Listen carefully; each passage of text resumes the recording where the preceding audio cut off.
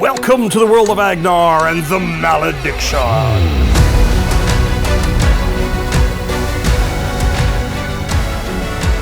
Hey guys, JT here, and boy, howdy am I excited to be playing with my boy Mubin today. It's Mubin, and oh boy, I'm back. I get to play another new game on the channel. It seems like I'm always playing the new games on the channel. Can I just always play the new games on the channel? We're gonna be playing some Malediction, new game from Loot Studios, and so far we've played a couple of matches, and I am in love with these mechanics. It's very simple to learn.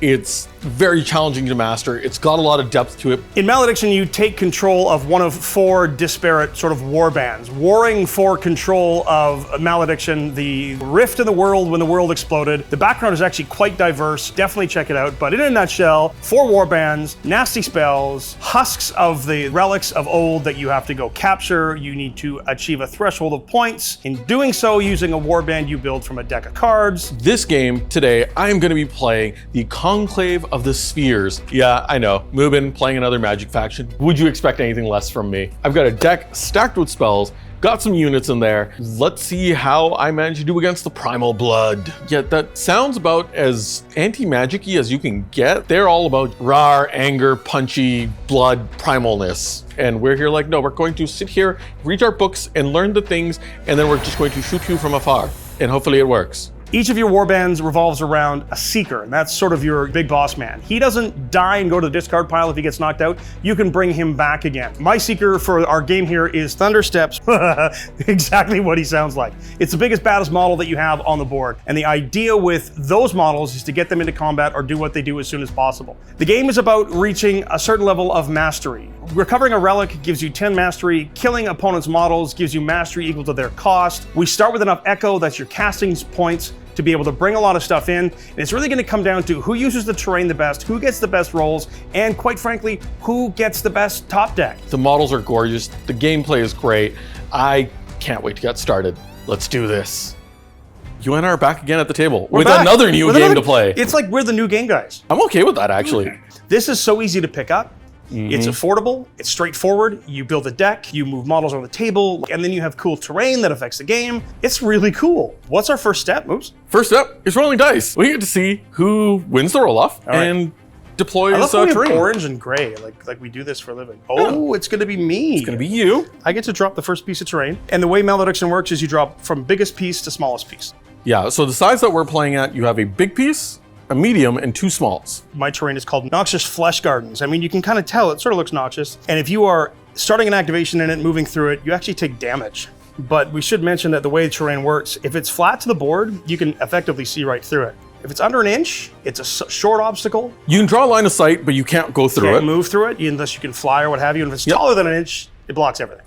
You started with a big piece. Why don't I just do the same? Well, because you have to. Yep.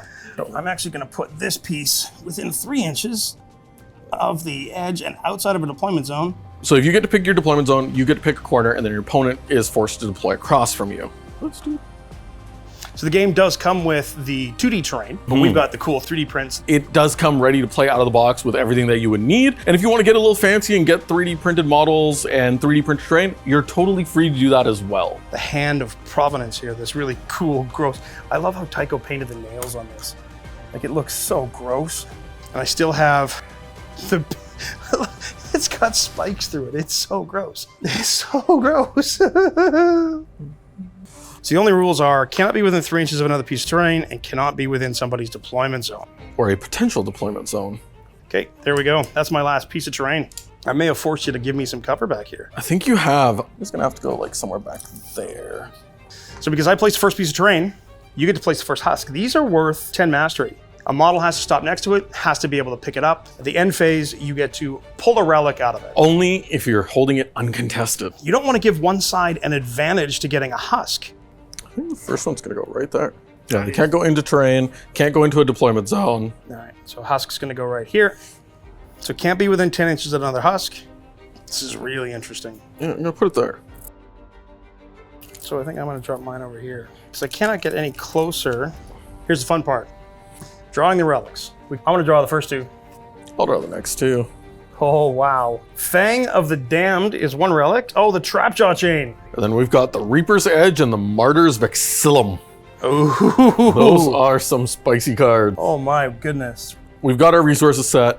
We are using our character's legacy card, or Seeker's legacy cards, which means we both start with 25 Echo. We do. And of course, no one has any mastery at the start of the game. They do not. I've got my 7 cards drawn from my hands. 7, 6, 7. Cards go to the discard pile or they get banished. Right. When we bid for initiative, those cards are banished. So this is the point where we bid to see who gets to go first. I've got my bid down. So do I. All right. So my initiative bid is Mine's a 2. So what do we do with it? We do double draws. If it's tied, you roll a d20 and highest roller goes. So it comes down to a roll off. I got a 1. What do you want, JT? So I'm going to let you choose your deployment. And I'm going to go first. Okay. I'll take this corner. Okay, which means I'm in this corner. We start with 25 Echo, and this is where we now summon in our dudes and give them abilities and all that jazz. Items and all that fun stuff. So items are one of the cards that you can have in your deck, and when you are summoning a unit to the table, that's when you have the opportunity to put down a unit with an item attached to it. So first I'm going to cast 2 for my curse host boar. Piggy! My little piggy that could.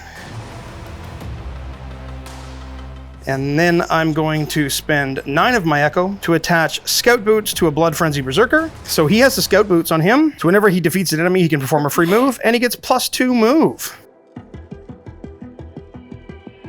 I don't like that one bit. I'm going to start by spending 4 on a Conclave Artillerist. Then I'm going to spend 10 to bring Polynor into the party. I'm going to bring my Seeker right into the mix.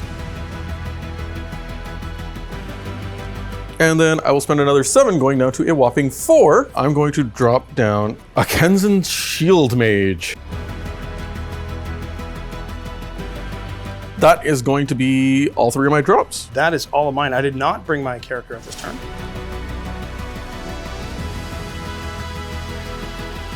I have the initiative token. Yes, you do. Means I'm going to get to go first. So this is where we'd go through our refresh phase, where we get points, we get Echo, and do all the fun stuff. But because we're starting the game off, we've already had our Echo, we've had our hand, we just go right into movement and playing. I'm going to begin. All right. I'm just going to move my Blood Frenzy Berserker to here. Okay. Be have cover, can't shoot him, be next to this husk. Even though I have a Scout's Boots item, I can still pull a relic from the husk. Over to my activation. I'm going to activate Polynor, my Seeker, and he's just going to move up and claim that husk. Well, attempt to claim that Attempts husk. to claim that husk. Mr. Piggy time. Crazy Piggy is going to go running all the way to there. Run to there, Piggy. The Artillerist next, who's just going to take a nice 12-inch movement. We're just going to go into here, and we're going to peek through this window and go, hey, look at you. I see you. Then my Defender, which, with good reason, he's just going to follow up on Polynor and bodyguard him. That makes sense. And that's pretty simple, pretty quick turn 1. I have initiative, You do. and I am in range of a husk. So you get to claim the first relic. I'm going to take Reaper's Edge. Of course you are. Reaper's Edge is going to go on my Blood Frenzy Berserker, and that means this goes away. So if my Blood Frenzy Berserker dies, wherever he drops, this goes back in his place. And then a new card comes up. So speaking of new cards, Ooh, what you got? oh dear, Oh, is it magic? Guardian's Aegis. Polynor's going to take the Trapjaw Chains. Being able to go to an 18-inch shooting range, and I can still drag you in. That one goes away now. Curse Host Boar is clumsy, which means he cannot equip attachments. Into round 1 sees both players claiming relics and setting up for future turns. Loot Studios sent us pre-production boxes of Malediction and has sponsored these games. Malediction is a unique blend of miniatures game and trading card game where you face your opponent in a battle to control powerful relics. While the game can be played with all the items in the box, including this flat terrain and units, we printed the STLs and we've been playing with miniatures we had an absolute blast painting. We've received pre-production copies of 4 different factions: Primal Blood, Conclave of the Sphere, Legion of the Fallen, and Order of the Shattered Throne. Each box contained everything you needed to play the faction with stands for the units, the cards, terrain, tokens, dice, and a measuring tool. At the time we released this video, the crowdfunding campaign is live and you have your chance at getting into Malediction. A single box containing everything you need to play a faction is available at a great price, and the package price for all factions is an absolute value. Use our affiliate link and it helps our channel too. We're excited to show off the gameplay, so let's get going.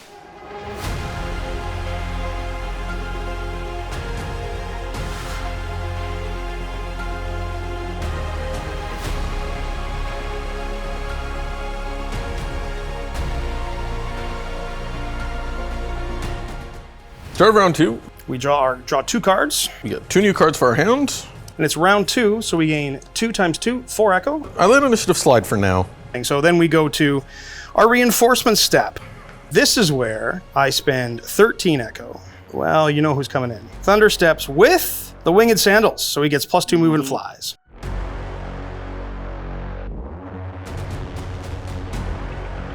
Is it still thunder steps, or is it like thunder wings? I'm not going to summon any other reinforcements yet. Very interesting, which means it's going to come down to activations now. I'm going to charge my Curse Host Boar right to here. Curse Host Boar is charging. D20 +1. Because his attack. Oh no, it's a critical failure. You damage? take 1 damage. Woohoo! That is really unfortunate. I could have knocked you sideways. I could have done 5 damage. I did But not. no. The cool thing about the piggy is as soon as you activate, you're going to take more damage. So there's that. There is that. I'm actually going to activate my shield mage. We're going to shoot at little piggy. Ready? My defense is 11. Not that. Nope. So you're going to take 2 damage to start. 2 damage for a graze, okay? Give me a 20. No, but 18 will do. So he's going to take a total of 5 damage. Piggy's down to 1. Oh, that was not enough. If I had It was not. I needed the 2 hits. You needed 2 hits. That is going to be end of the shield mage. He is tapped. My Berserker can go crazy fast. He's going to end here Okay. just to contest that objective. I'm going to go with Polynor next. Take a damage. A damage. Because my piggy goes.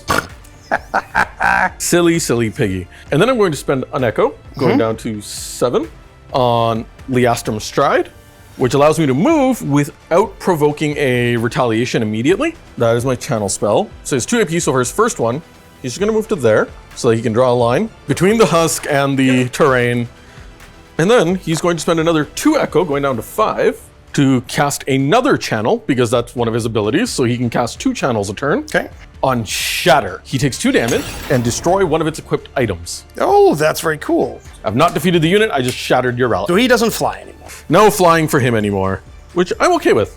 And then for his second activation, he's just gonna shoot him Okay. with magic.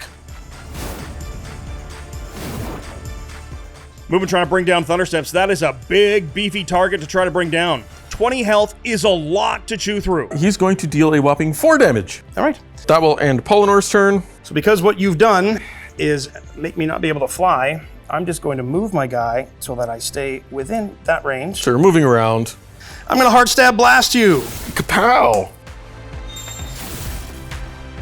Take 3 damage, and I push you 2 inches away. Oh no, so he's gonna go to 5. And I'm pushing you 2 inches away into the terrain. Blood. My final move, back Run up back. to be within an inch of the husk. I do have an activation with the good old artillerist. You know what? I'm gonna shoot the piggy. Shoot the piggy, not the piggy. I'm gonna shoot the piggy. Hiya!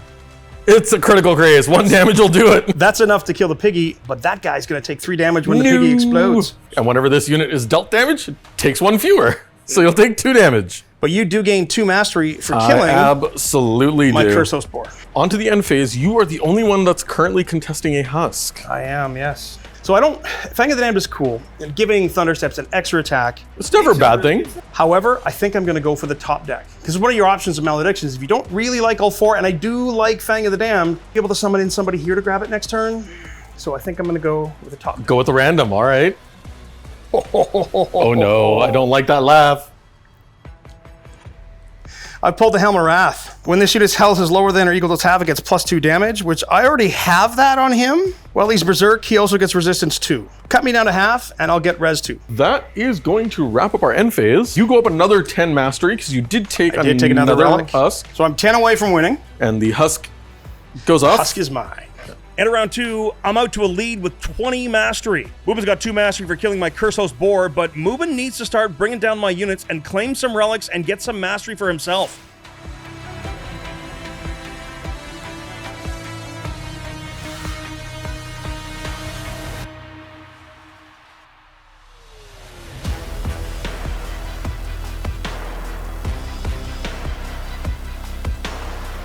On to round 3. So round 3, We draw 2 cards. draw 2 cards. Oh, come on, baby.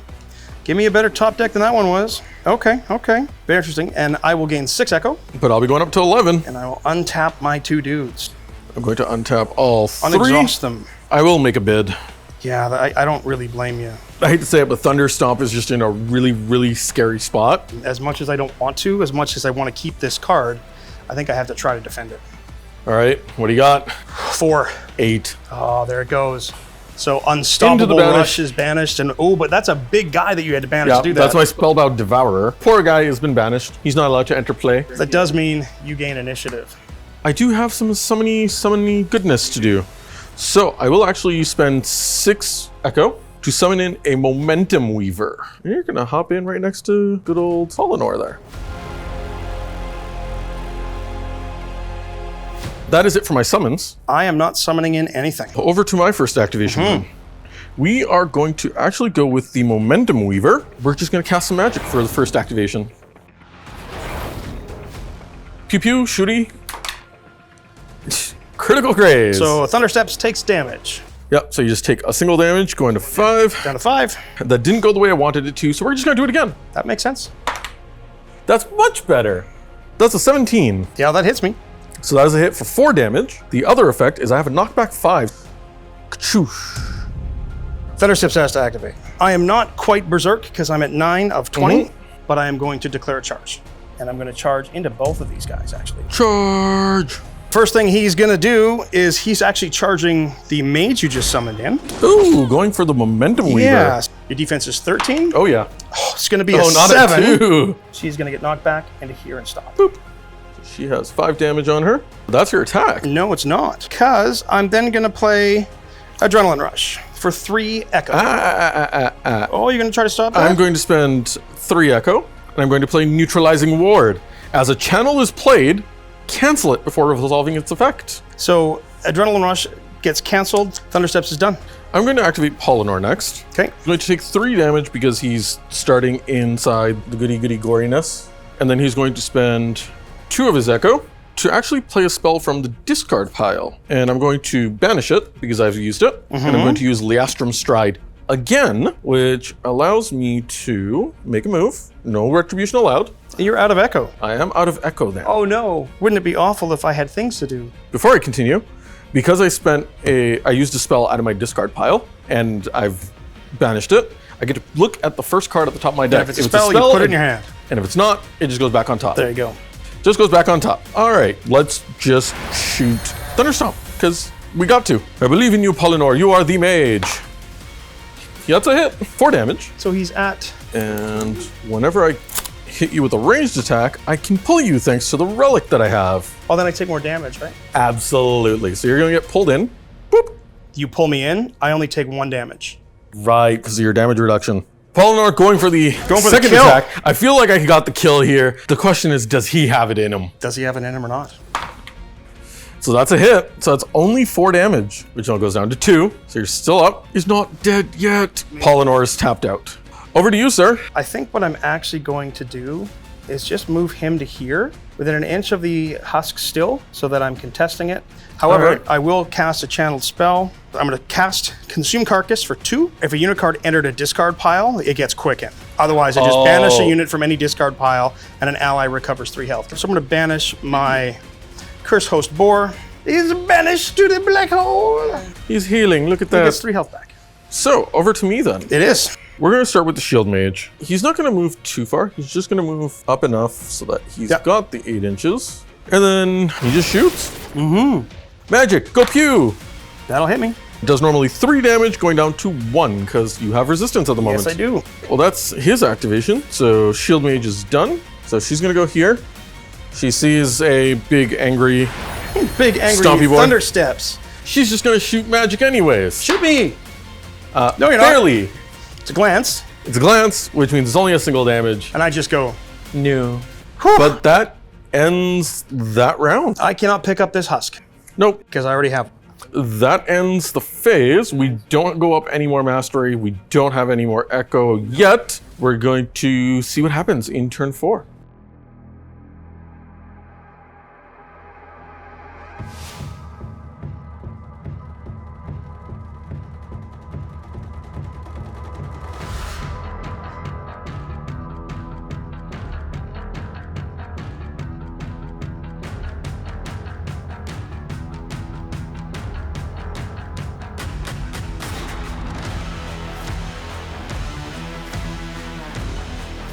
So I'm still at 20 mastery, still at 12. We're gonna go to round Yep. 4.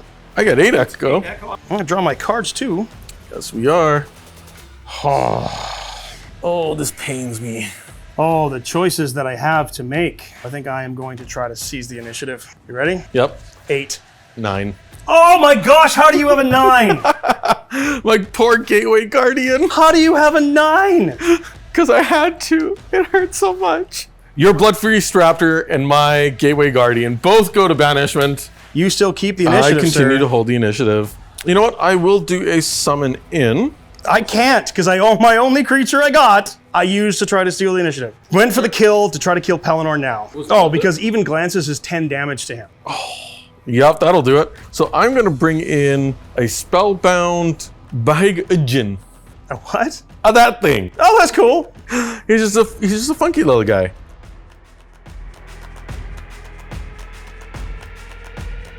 Shall we start this party then? You get to start, sir.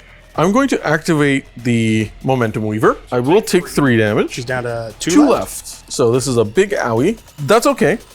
And then she's going to attack Thundersteps. She can see him. She can see him. Oh, we'll see what happens. Haja! Ooh, that's definitely a hit. Yep. So that's 4 damage. Goes down to 2 damage, So I'll bring you to which I'll take 16. 2, and then spend 3 echo and retribution and kill her. Now that's where I'm going to use my protection too. And the 3 damage that you would do, it's got going a little buddy. Twice per activation, this unit may absorb damage that would be dealt to a nearby ally. Damage exceeding this unit's health is dealt to the original target. He has 8 health, I take 2, and he takes 2. He's also going to get pulled away. but you can't pull me into the terrain because I'll stop. Nope, because you're going to stop in front of the terrain. It would pull you into engagement of the little guy. The Momentum Weaver still has the second activation, because that was just the first one. And then she's going to do it again. She's going to shoot you again. She shoots you again. He does. For 2 more damage. Puts me to 18. So very, very close. I have 2 left. That is the Momentum Weaver done. And I'm just going to leave you there. I know I have the ability to push or pull you, but I'm going to leave you there. So here's what I'm going to do. I'm going to use my Relentless Surge. Whenever I activate an ally I own, I may discard a card. If I do, that ally moves up to 3 inches. So I'm discarding that card, and I'm moving, guess which 3 inches I'm moving towards? Is it move without retaliation? No, though? it's just move. Little dude, retaliate! Attack him! Crit him! Oh, he doesn't crit. And it's only a 10. Does nothing. Does nothing. Guess what I'm doing? I'm going to charge you. I'm really going for the throat here. I'm going to use my Legacy ability and Thundersteps to close the gap between Thundersteps and Pelennor and go for the charge. I got to roll anything but a critical graze, and I'm going to win the game. This is for the game, bro. You're gonna try. Here we go. Oh boy, there it is!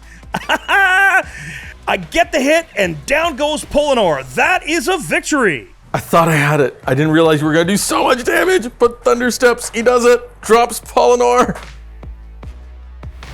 Well, dude, that was so much fun. Game. Malediction is quick, dirty, silly, fun. It is a great game. Loot Studios has done a really nice job. The 3D print terrain is fantastic. The 3D print models are amazing, but you can play them out of the box with the cardstock. Yeah, they come with cutouts that are in there. With the right base sizes. Everything you need. It's really good. They even have cutout terrain so that you just put it down on the table. You're good to go. Yep.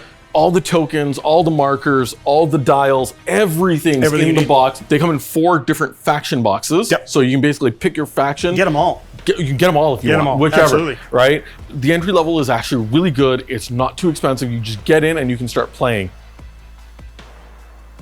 You get you and a couple of buddies, and suddenly you've got them all, and you can mix and match, and away you go. I give Malediction a big 2 thumbs up. Oh, absolutely. It's like I said at the beginning, for me, I'm a sucker for games that are really easy to pick up, but have a very tactical depth to it, whether it's through team building, deck building, however it is, where it just gets nice and crunchy, as we like to Absolutely. call it. Yeah. And you just get to kind of tailor a faction or just a game to how you want to play And that's it. what this game does. Thank you again to Loot Studios for sending us the pre-production copy of Malediction and for sponsoring this game. We'll have another game out soon where we play the 2 other factions, Legion of the Fallen and Order of the Shattered Throne. Be sure to check that when it drops. If you like what you saw and are interested in getting into Malediction, it's on GameFound now for a limited time. Use our affiliate link and it helps our channel too. Don't miss out. That's it from us here in the world of Agnar and in the Malediction, the curse across the land when the world was destroyed thousands of years ago. Until we see you next time. Play on. Play on.